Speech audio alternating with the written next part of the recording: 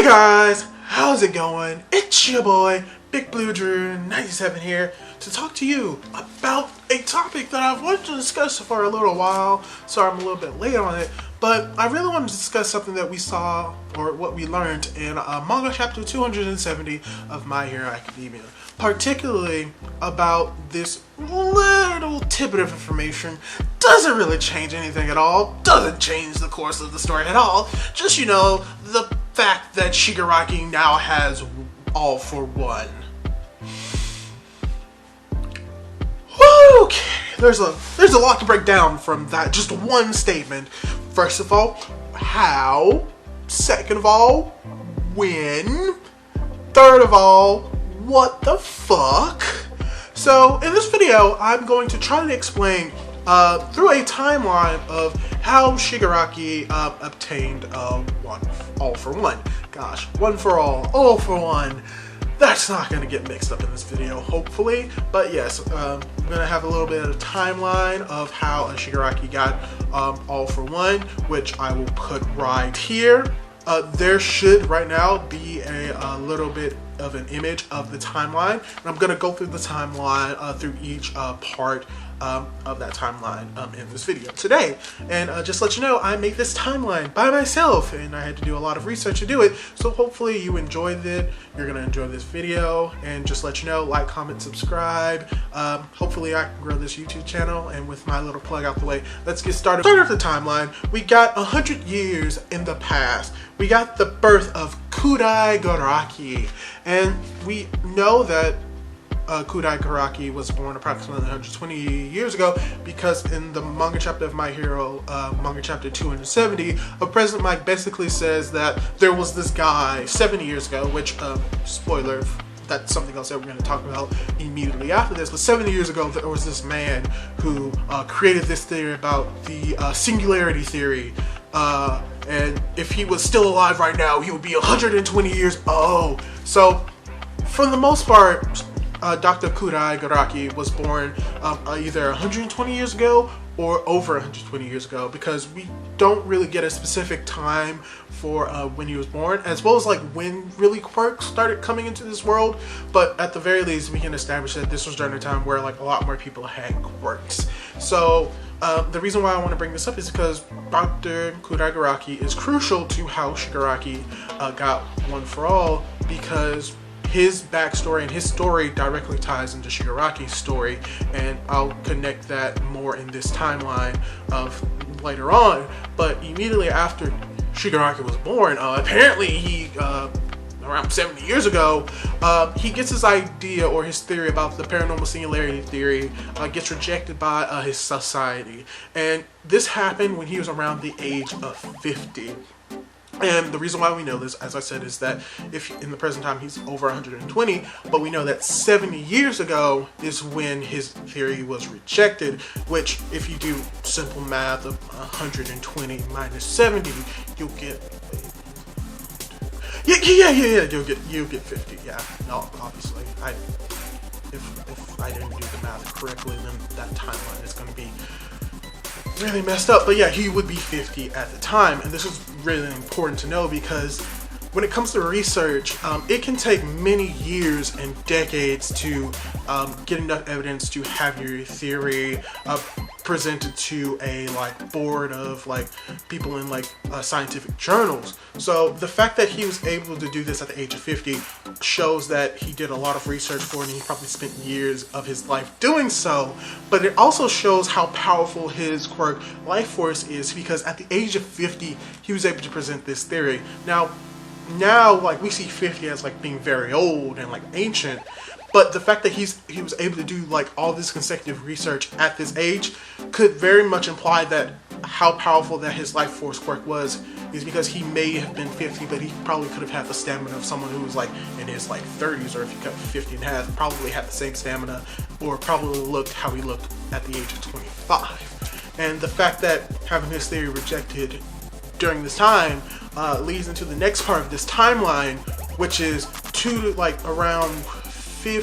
around 70 to 67 years ago, he meets up with All for One, and he hands over his life he hands over his quirk to All For One. So we don't know exactly whether it was like 1 to 3 years, but few usually indicates 2 to 3. So that's why I have 70 to 67 years ago. But this is around the time where he meets All For One and he gives up his Life Force quirk, meaning that at this moment in time, most likely he does not directly have the ability to copy and replicate quirks. He might have, but I'm implying from the fact that he gives it over so that he can work with All For One, as well as in a few chapters he explains that it was because of All For One where he was able to like accumulate all of these quirks, meaning that he wasn't able to copy all of these quirks unless without the help of All For One. So it was during this moment where he joined forces with All For One to hopefully like develop his research more, which leads to another part of the timeline where he during this time period between 70 and 67 years ago and 15 and 14 years ago, he does a lot of research on how to copy quirks and like create these Nomu, because this is around 15 to 14 years ago is when Dr. Shigaraki Kyudai picks up Oburo's body and assumedly turns him into Kurogiri. But this is also around the same time that All For One finds Shigaraki. And the reason why I say that it was around 14 to 15 years ago is with a few pieces of information that we see from the manga. The first one is that when Shigaraki was around 5 or 6, I'm pretty sure it says that he was like 5, that's around the time he killed his family and was wandering around the city. And the reason why I'm able to pinpoint this is because we also know that Shigaraki is 20 years ago, meaning that 15 years ago he would be 5. So that correlates to All For One finding Shigaraki. But how do we know that this is around the same time that Kyudai finds Oburo's body? And the reason why I bring this up because in the current timeline, Shigaraki is 20 years old. And we know for a fact that during Oburo's death, we have Eraserhead being there as well, fighting off a villain, and he was around a 2nd or 3rd year at UA, which we could imply that he is between 16 to 18 years old. And in the current time of My Hero, he's 31. And if you do a little bit of math, 31 minus like 15 would put him at the age of 16. So we can infer that during the time that Eraser was in UA and was fighting off the villain, and when Oburo died is around the same time where Shigaraki was found. Maybe not exactly like 1 month in between Oburo dies and Shigaraki is found, but at least within the same year or two, these events occur.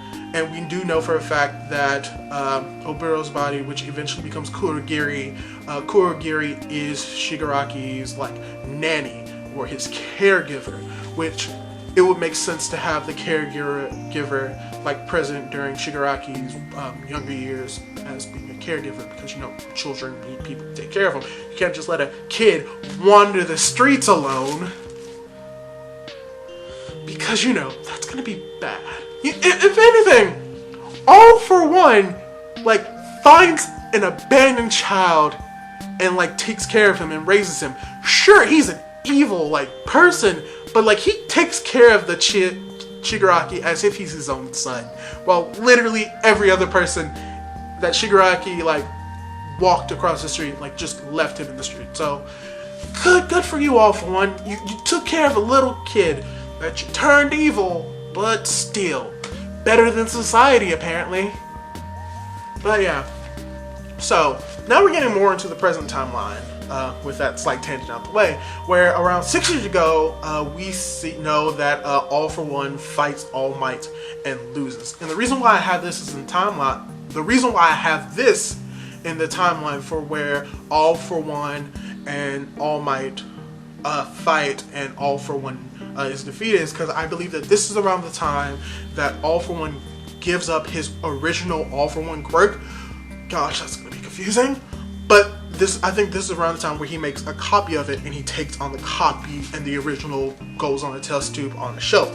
And the reason why I bring this up is because this seems to be around this time that All For One realizes, hey, my legacy is going to like end soon. Like, I'm in a horrible condition. I'm wheelchair bound until, you know, I'm not, because I'm All For One. I could literally steal a quirk that gives me the ability to walk. But he probably realizes that, like, it's best to have his quirk passed on so that it doesn't just disappear. So I think this is around the time where he like takes the bullet, except a copy of it, so the original one, which we can apply as probably the more powerful one, can like live on and eventually be given to Shigaraki. But here's the thing, tying into like the second to last part of this timeline, where approximately a year ago from the present, we have 9 receiving a weaker form of All For One. And the reason why this is important, this is probably the most important for how Shigaraki gets All For One later on, is because as far as we understand and as far as we know, all of the Nomu are just corpses.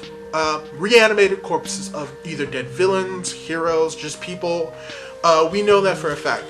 We don't know whether or not Shigaraki did experimentation on living people, which would still make him a horrible person.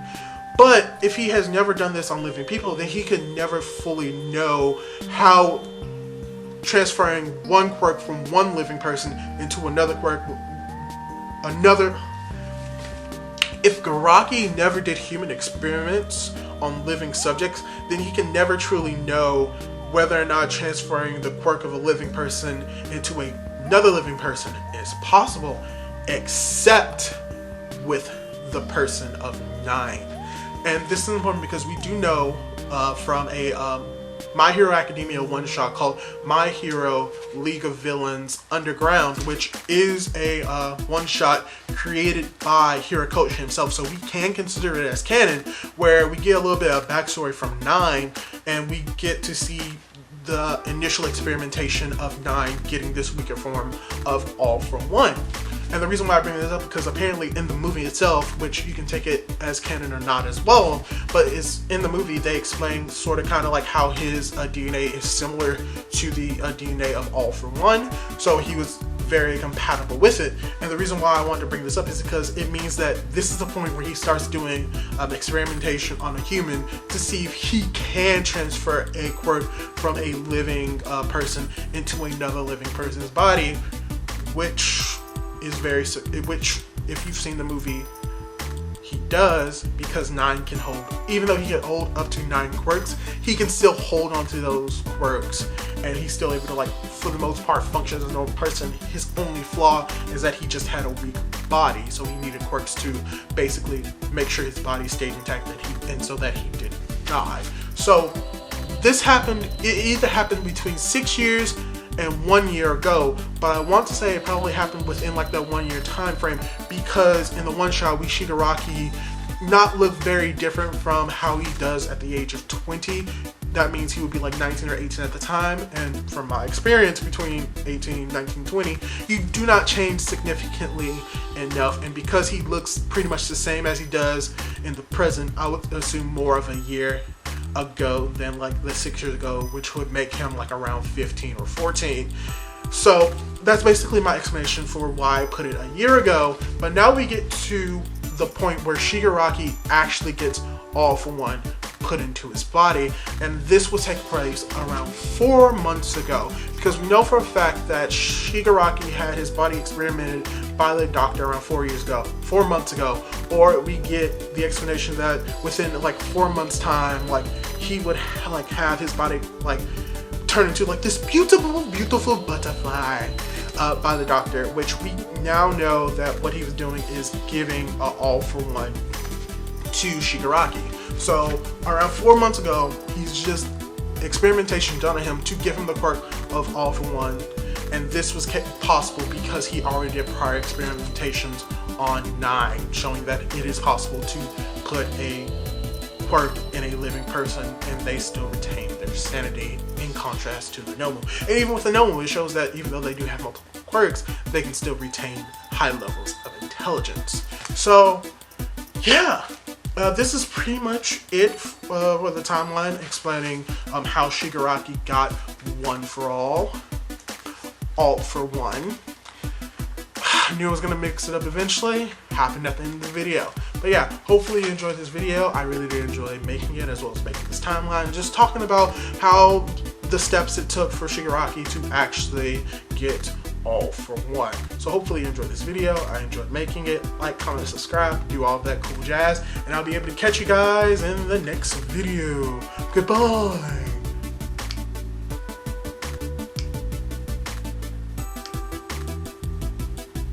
Dang it, I did it again! Stop recording. Stop.